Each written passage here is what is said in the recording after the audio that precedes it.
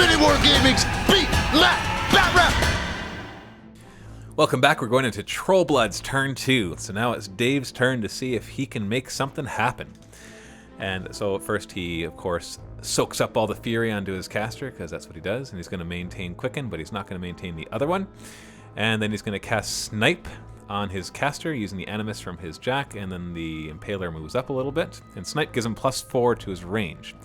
Then he's going to move up, and he's going to decide to cast Magic... Oh, no, he pops his feet, which he gets to drop D3 +3 AoEs that block line of sight. And so basically, he blocks line of sight to his entire army. Then he casts Magic Bullet on himself. He is allowed to see through these AoEs. I just can't. Fires at the Colossal. It's only POW 12, but what Magic Bullet does is it allows him to have it bounce to something else within 4 inches. So he bounces to my caster and actually manages to do a bit of damage. 3 points of damage. Cast Magic Bullet again, fires again at the Colossal, who is really easy to hit as it's defense 7. Hits it, doesn't do any damage, but then bounces the POW 12 to Vlad again, and this time only does 1 point of damage. So that could have done a lot of damage, but thankfully it did not. Then he advances everything else, being careful not to put them in those front 4, otherwise I'll be able to see them. And he just gets everything into position as much as possible. And this is providing a very interesting scenario for me, because I'm thinking, what do I do? At first I thought, I'll just move back and kind of reset it, but then I realized that there's a kill box in effect, so if Vlad does not leave the front 14 inches, then he will die. And so he basically forced a very particular strategy, which you are about to see. And this is a all-in strategy. So I allocate a focus to everybody except Drago, because everybody needs it to run except for Drago. Drago can run without focus. Drago runs and gets in position, and then Vlad casts his feet. And then he charges Drago, because otherwise he would not be able to get out of that 14 inches. His feat is all Jacks have double speed. So now everybody's going to run 16 inches. The Juggernaut runs forward and engages a couple of the Long Riders. The Colossal runs 16 inches. Now, if that's not terrifying, I don't know what is. And he engages some Long Riders as well. And the idea behind this is to deny him the alpha strike that he is looking for. He knew I had to move up, so if all I did was move up in front of those AoEs, then he would just smash into me as hard as he could, and he would be able to do tons of damage. And his Long Riders on top of that have special bonuses when they charge, and so I'm just trying to take away as much of that as possible. And then a dog runs up, and the mechanics run up. So really, it's going to be up to him to do as much damage as possible, because I wasn't able to do any damage this turn. And I'm just going to have to tank a lot of hits from him. But he's got a lot of guys, and they're all crowded together, and he's got his weakest guys out front. They were in a nice straight row for me to engage, which means all those Long Riders, which are useless at taking down the big Jacks, who are really there to hunt down the mechanics, or even get the alpha strike in and maybe combine against a Jack and take it down, they're now in his way, which is an advantage to me. But still, it's, you know, he just gets to now hammer as much as he wants onto me. He takes all the focus off, of course. Then his champion turns and engages the Juggernaut. And not very hard to hit, considering they're only defense 10, but he doesn't do a lot of damage. In fact, he does none. And he does his second attack, I think it's his mount or something, and he manages to do 5 points of damage in total to his left side. And then he casts Snipe on the caster, and then the Impaler forgets to move out of the way for his big guy to get through. Then his caster moves back because he doesn't want to get charged by the Spriggan, and casts Magic Bullet. And he shoots Magic Bullet and misses the mechanic. So he fires again and misses. Sorry, he's not shooting Magic Bullet, he's shooting his pistol. So he missed with both of those shots. He could have easily killed 4 mechanics right there, but failed. Then he casts Rage on the Earthborn, and then the Bouncer moves up, and then he realizes the Earthborn is not going to be able to get into close combat, and he gets kind of disappointed by that.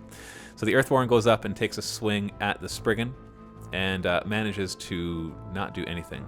And then his big heavy war beast moves up, but unfortunately is not able to do anything because he's not in the way. So he casts his Animus, which is Rage, on the Earthborn, who moves forward, and then he wants to engage with Spriggan basically. So he has to move up in such a way that he does not leave the Juggernaut's front arc. So he does that, and then he hits the Spriggan, and he does so little damage, only 2 points of damage. It's dice even though, so even with a 21 armor, he's doing dice even. He manages another hit, but then only rolls 4. So once again, below average, does only 4 points of damage. Then he buys an extra attack, he manages the hit, and then he does, the blue one is for location by the way, only does 4 points of damage. So he is rolling really below average.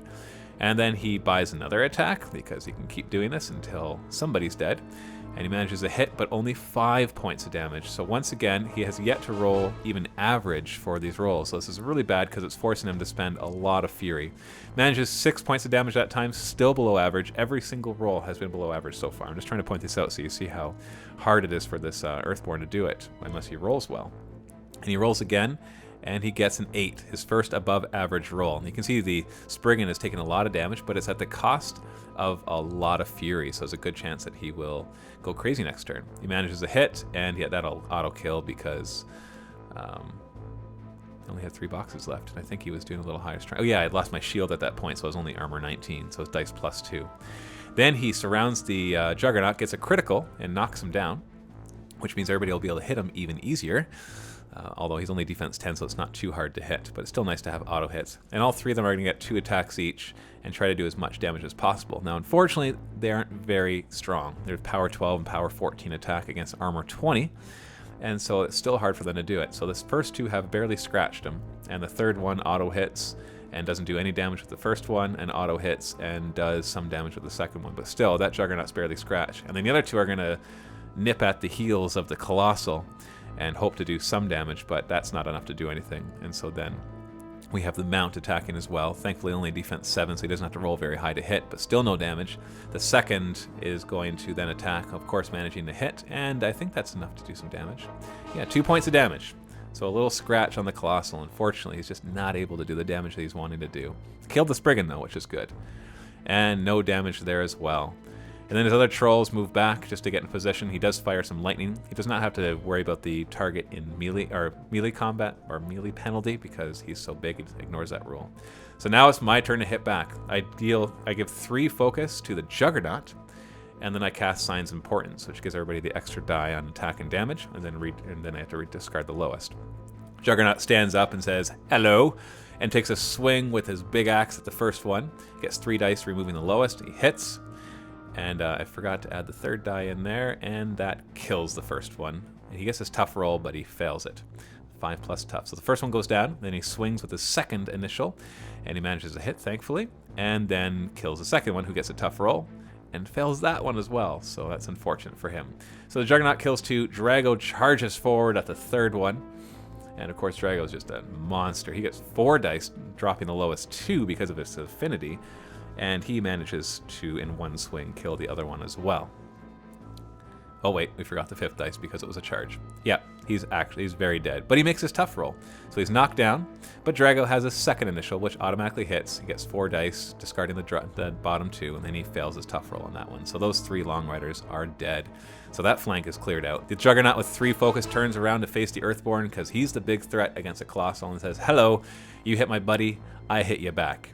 And he smacks him with a good solid hit and a decent amount of damage right there. He does have a POW 19 swing with that first one, and so that does a good amount of damage. Then he swings with his fist and manages a nice easy hit. Remember, always discarding the lowest die here. Double 6s for the wounds. It's power 15 against his armor 18, I think, so lots and lots of damage there. And then we buy an extra attack with his axe, and you can probably guess what's going to be happening here. Gets a nice solid hit, and then does a decent amount of damage. Rolls a 7 there, but I can't complain because he's now disabled in 2 of his areas, and I still have 2 more focus to buy more attacks. Attacks again, manages another hit, and then does another decent amount of damage, rolling a 7 there, but that kills the Earthborn. So that Earthborn is gone. And then I have 1 more attack, then I swing at his champion, manage to hit him, and then manage to completely kill him, which actually, sorry, does not completely kill him, just kills his mount, because that's how the Dragoons work. And then the mechanics move up to go to the Juggernaut to repair his damage, and move up to the Colossal to repair his damage, because he has been scratched a little bit. So they have to roll 7 or less. There's 2 of them, so the first one makes it, and the second one fails. So they restore his d6 damage. That's 2 damage boxes, so not enough to get them all back, but he's barely hurt anyways. Then we got 4 of them. They're going to do a combined one, so they get +3 to their roll, and they make that, or -3, or whatever. And so they automatically will heal d6 +3. So he heals his 2. Then we roll a critical devastation, which basically on the main gun of the Colossal knocks everybody back away from the Colossal D6 inches. It throws them, so he blows it right into them, and then they take their extra damage as well. POW 15 to the guy that's directly hit, and POW 8 to everybody else. So he just moves up, ignores the Long Riders in front of him, and just blows up all those heavy trolls, throwing them around. And I felt a little bad because he was starting to lose his trolls, but at the same time it was wonderful to see that in action, just knocking them back, and it knocks them down. So they're going to be out of commission for their next turn as well, or they're going to have to spend some fury to get back in commission. Knocking the other guy back 6 inches as well. Only POW 8 on the other two, and so it won't do quite as much damage, but it does have signs of importance on it. Then he fires with his one secondary cannon and hits the lightning troll there, does a good amount of damage, and he gets to fire it a second time because that's their main rule. Whenever you fire it, you can fire it again at the same target.